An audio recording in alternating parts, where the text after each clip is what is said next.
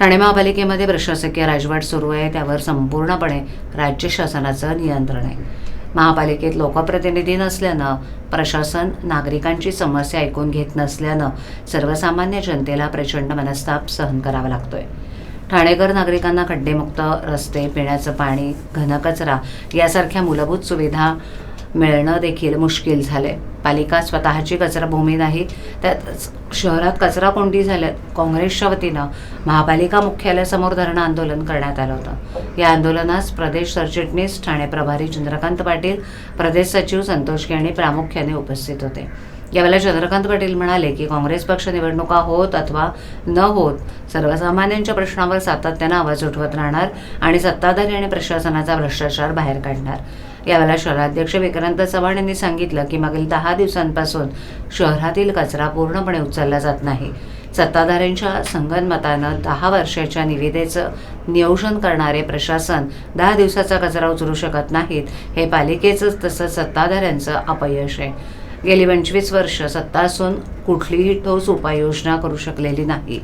त्यामुळे ठाणेकरांच्या आरोग्याशी खेळण्याचा हा प्रकार सुरू असून शहरातील कचरा कोंडीचा प्रश्न न सुटल्यास नागरिकांच्या रोषाला सामोरं जावं लागेल. म्हणूनच प्रशासनाचं लक्ष वेधण्यासाठी पालिका मुख्यालयासमोर ढोल वाजवत अनोखं आंदोलन करण्यात येत आहे. यावेळी आंदोलनकर्त्यांनी हातात विविध घोषणांचे फलक घेत सत्ताधारी तसंच प्रशासनाच्या विरोधात प्रचंड घोषणाबाजी करत ढोल वाजवून मुख्यालयाचा परिसर दणाणून सोडला. तसंच याबाबत ठाणे महापालिका आयुक्तांना निवेदन देण्यात आले. यावेळेला मोठ्या संख्येनं पदाधिकारी आणि कार्यकर्ते उपस्थित होते. कचरा उचलायला यांच्याकडे यंत्रणा नाही. गेले 10 दिवस ठाणा कचऱ्याने तुंबलेला आहे आणि तिकडे मोठी मोठी अधिवेशनात भाषणं करतात. एकनाथरावजी शिंदे भाषणं करतात, सरनाईक साहेब आमची भाषणं करतात.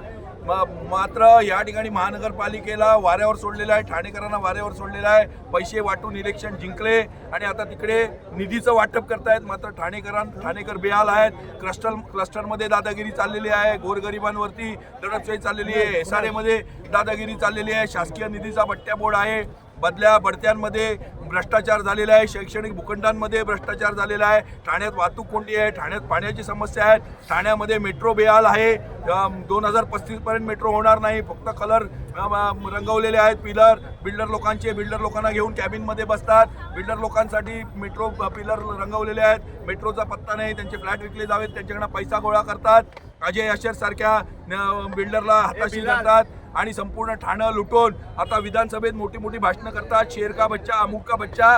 अरे लोकांची काळजी घ्या. इथे वाघ असतो तो जंगलाचा राजा असतो. लोकांची काळजी घ्या. इथे लोकांना बेहाल करून यांनी सोडलेला आहे. म्हणून